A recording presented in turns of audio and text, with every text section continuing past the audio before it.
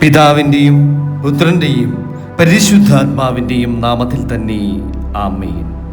കരുണയുടെ ദൈവമേ, അഗ്നിയിലും ഉപേക്ഷിക്കാത്ത ദൈവമേ, തീച്ചൂളയിലും കൂടെ നടക്കുന്നവനായ കർത്താവേ, ഇന്ന് ഈ ധ്യാന സന്ദേശം കേൾക്കുന്ന എല്ലാ ഹൃദയങ്ങളെയും തമ്പുരാനെ അവിടുന്ന് സ്പർശിക്കണമേ.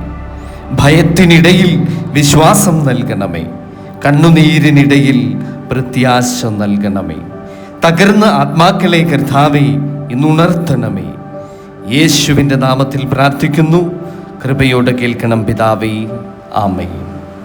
പ്രിയ ദൈവമക്കളെ, ഇന്ന് നാം ധ്യാന തിരുവചനമായി തിരഞ്ഞെടുത്തിരിക്കുന്ന തിരുവചന ഭാഗം ദാനിയേൽ പ്രവാചകന്റെ പുസ്തകം 3-ാം അധ്യായം 17-ാം വാക്യമാണ്. ഞങ്ങൾ സേവിക്കുന്ന ദൈവത്തിന് ഞങ്ങളെ വിടുവിപ്പാൻ കഴിയുമെങ്കിൽ അവൻ ഞങ്ങളെ എരിയുന്ന തീച്ചൂളയിൽ നിന്നും രാജാവിൻ്റെ കയ്യിൽ നിന്നും വിടുവിക്കും. ആമേൻ, ഹല്ലേലൂയ. പ്രിയ സഹോദരങ്ങളെ, ബാബേൽ രാജാവായ നെബൂഖദ്നേസർ തൻ്റെ പൊൻ വിഗ്രഹം സ്ഥാപിച്ചപ്പോൾ എല്ലാവരും അതിനെ നമസ്കരിക്കണമെന്ന് കൽപ്പിച്ചു. രാജ്യത്തിൻ്റെ മുഴുവൻ സംഗീത ഉപകരണങ്ങളും മുഴങ്ങുമ്പോൾ ജനങ്ങൾ വിഗ്രഹത്തിന് മുൻപിൽ വീണു നമസ്കരിച്ചു.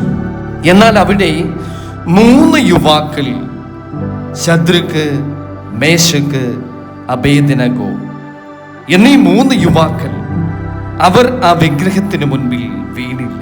എന്തുകൊണ്ട്? കാരണം അവരുടെ മുട്ടുകൾ ഭൂമിയിലെ രാജാവിന് മുൻപിൽ കുനിയാനല്ല, അത് സ്വർഗത്തിലെ ദൈവത്തിനു മുൻപിൽ മാത്രമാണ് കുനിയേണ്ടത് എന്ന ഒരു അടിയുറച്ച വിശ്വാസത്തിൻ്റെ ബോധം അവർക്കുണ്ടായിരുന്നു. അവരുടെ വിശ്വാസം സാഹചര്യങ്ങളെക്കാൾ വലുതായിരുന്നു. അവരുടെ ആത്മാവ് ഭയത്തേക്കാൾ ശക്തമായിരുന്നു. പ്രിയ ദൈവമക്കളെ, വിശ്വാസം പരീക്ഷിക്കപ്പെടുന്ന നിമിഷങ്ങളായിരുന്നു അത്. യഥാർത്ഥ വിശ്വാസം സമാധാന കാലത്തു മാത്രം കാണുന്നതല്ല. തീച്ചൂളയുടെ വാതിൽക്കൽ നിൽക്കുമ്പോഴാണ് വിശ്വാസത്തിൻ്റെ ആഴം നമുക്ക് മനസ്സിലാകുന്നത്. അപ്പോഴാണ് ആ വിശ്വാസത്തിൻ്റെ ആഴം തെളിയുന്നത്.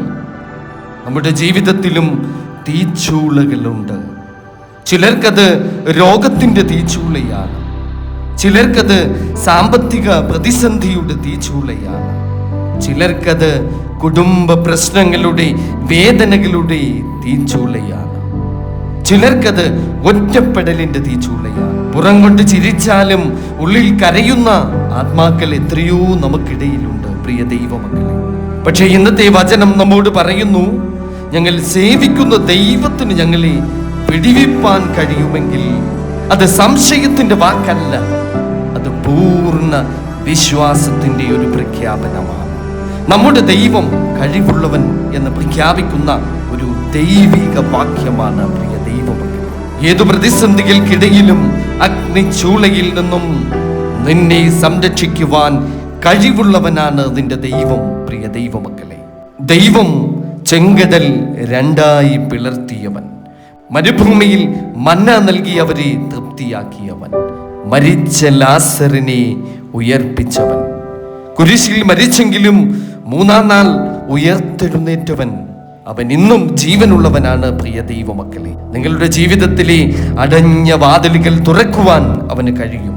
തകർന്ന ബന്ധങ്ങളെ സുഖപ്പെടുത്തുവാൻ അവന് കഴിയും.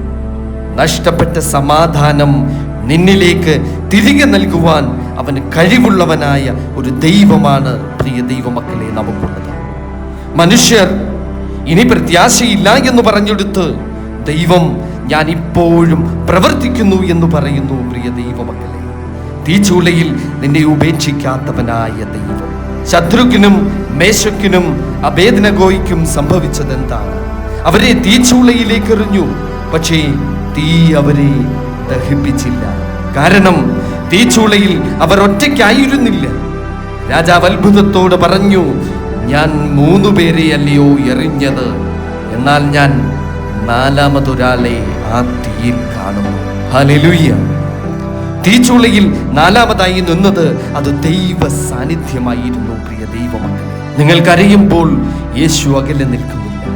നിങ്ങൾ തകർന്നപ്പോൾ അവൻ നിങ്ങളോടൊപ്പം നിൽക്കുന്നു. നിങ്ങൾ ആശുപത്രി കിടക്കയിൽ നിങ്ങൾ ഒറ്റയ്ക്കല്ല. ഈ രാത്രിയുടെ യാമങ്ങളിൽ നിങ്ങൾ ഒഴുക്കിയ കണ്ണുനീരുകൾക്കിടയിൽ നിങ്ങൾ ഒറ്റയ്ക്കല്ല പ്രിയ ദൈവമക്കളെ. ജീവിതത്തിന്റെ ഇരുണ്ട വഴികളിൽ നിങ്ങൾ ഒറ്റയ്ക്കല്ല. തീച്ചൂളയിൽ കൂടെ നടക്കുന്ന ഒരു ദൈവം നമുക്കുണ്ട് പ്രിയ ദൈവമക്കളെ. വിശ്വാസം അത്ഭുതത്തിന് മുൻപേ സംസാരിക്കുന്നു. ശത്രുക്ക്, മേശക്ക്, അബേദ്നെഗോ എന്നിവർ ആദ്യം അത്ഭുതം കണ്ടില്ല, എന്നാലും അവർ വിശ്വസിച്ചു. ഇതാണ് യഥാർത്ഥ വിശ്വാസം. കാണുന്നതിന് ശേഷം വിശ്വസിക്കുന്നത് എളുപ്പമാണ്, എന്നാൽ ഒന്നും കാണാതെ വിശ്വസിക്കുന്നത്, അതാണ് ആത്മീയ ധൈര്യം. ഇന്ന് ദൈവം നമ്മോട് ചോദിക്കുന്നു, അത്ഭുതം കാണുന്നതിന് മുൻപ് നീ എന്നിൽ വിശ്വസിക്കാമോ? പ്രിയ ദൈവമക്കളെ, ചിലപ്പോൾ ദൈവം തീ അണയ്ക്കുന്നില്ല. ഗൗരവത്തോട് കേൾക്കുക. ദൈവം എല്ലായ്പ്പോഴും തീച്ചൂള ഒഴിവാക്കുന്നില്ല, എന്നാൽ അവൻ തീച്ചൂളയിൽ നമ്മെ ഒരിക്കലും ഉപേക്ഷിക്കാറില്ല. ചിലപ്പോൾ അവ ദുഃഖം, അതൊരു അവസാന അധ്യായമല്ല. ദൈവത്തിന് ഒരു പുതിയ പ്രഭാതം നിനക്കായി നൽകുവാൻ കഴിയും പ്രിയ ദൈവമക്കളെ. അതാണ് പ്രാർത്ഥനയുടെ ശക്തി. ആ 3 യുവാക്കളുടെ ശക്തി എന്തായിരുന്നു? പ്രാർത്ഥന. ദൈവ സാന്നിധ്യത്തിൽ ജീവിച്ച ആത്മാക്കൾക്ക് ലോകത്തിൻ്റെ ഭീഷണി അത് ചെറുതാകുന്നു പ്രിയ ദൈവമക്കളെ. ഇന്ന് കുടുംബങ്ങളിൽ പ്രാർത്ഥന നഷ്ടമാകുമ്പോൾ സമാധാനം നഷ്ടമാകുന്നു. മുട്ടുകുത്തിയുള്ള പ്രാർത്ഥന.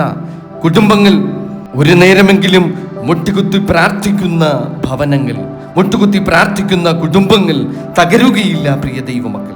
ഇപ്പോൾ നമുക്ക് ഒരു ആത്മപരിശോധന നടത്താം. ഇന്ന് നമ്മൾ സ്വയം നമ്മോട് തന്നെ ചോദിക്കാം, എൻ്റെ വിശ്വാസം സാഹചര്യം മാറുമ്പോൾ മാത്രം നിലനിൽക്കുന്നതാണോ, അല്ലെങ്കിൽ തീച്ചൂളയിലും ദൈവത്തെ പിടിച്ചു നിർത്തുന്നതാണോ? എൻ്റെ ജീവിതത്തിൽ ഞാൻ നമസ്കരിക്കുന്ന വിഗ്രഹങ്ങൾ എന്തൊക്കെയാണ്? പണം, അഹങ്കാരം, മനുഷ്യഭയം, ലോക പ്രശസ്തി. ഇന്ന് ദൈവം നമ്മെ ഓരോരുത്തരെയും വിളിക്കുന്നു പ്രിയ ദൈവമക്കളെ. എന്നെ മാത്രം ആരാധിക്കുക, എന്നിൽ മാത്രം വിശ്വാസം അർപ്പിക്കുക. ഇതൊരു പ്രത്യാശയുടെ സന്ദേശമാണ്.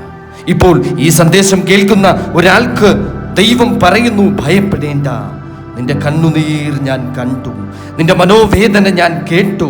നിന്റെ എരിയുന്ന തീച്ചൂളയിൽ ഞാൻ നിനക്കൊപ്പം നടക്കുന്നു. ഈ തീ നിന്നെ നശിപ്പിക്കുകയില്ല. ഈ പരീക്ഷണം നിന്റെ അവസാനവുമല്ല. ദൈവത്തിൻ്റെ കൈ ഇപ്പോഴും നിന്റെ മേലുണ്ട് പ്രിയ ദൈവ പൈതലേ. നമുക്ക് നമ്മുടെ കണ്ണുകൾ അടച്ച് നമുക്ക് പ്രാർത്ഥിക്കാം. കർത്താവായ യേശുവേ, തീച്ചൂളയിൽ കൂടെ നടന്ന ദൈവമേ, ഇന്ന് പരീക്ഷണങ്ങളിലൂടെ കടന്നു പോകുന്ന എല്ലാ ആത്മാക്കളെയും തമ്പുരാനെ അവിടുന്ന് അനുഗ്രഹിക്കണമേ. രോഗികളായവരെ സ്പർശിക്കണമേ. തകർന്ന കുടുംബങ്ങളെ സുഖപ്പെടുത്തണമേ. നിരാശയിലായവർക്ക് പ്രത്യാശ നൽകണമേ. ഭയപ്പെടുന്നവർക്ക് ധൈര്യം നൽകണമേ. തീച്ചൂളയുടെ നടുവിലും ദൈവം എന്നോടൊപ്പമുണ്ട് എന്ന് വിശ്വസിക്കുവാനുള്ള ഒരു കൃപ തമ്പുരാനെ ഞങ്ങൾക്ക് പ്രദാനം ചെയ്യണമേ. പരിശുദ്ധ മാതാവേ, ഞങ്ങൾക്കായി പ്രാർത്ഥിക്കണമേ. സകല പരിശുദ്ധന്മാരും പരിശുദ്ധമതികളുടെയും പ്രാർത്ഥനയും കാവലും കോട്ടയും ഞങ്ങളോട് കൂടെ ഇരിക്കുമാറാകണമേ. പിതാവിൻ്റെയും പുത്രൻ്റെയും പരിശുദ്ധാത്മാവിൻ്റെയും നാമത്തിൽ തന്നെ ആമേൻ. പ്രിയ സഹോദരങ്ങളെ, നിങ്ങളുടെ ജീവിതത്തിൽ ഇന്ന് തീച്ചൂളയുണ്ടാവാം. പക്ഷേ ഓർക്കുക, തീയുടെ ശക്തിയേക്കാൾ വലിയവൻ നമ്മുടെ ദൈവമാണ്.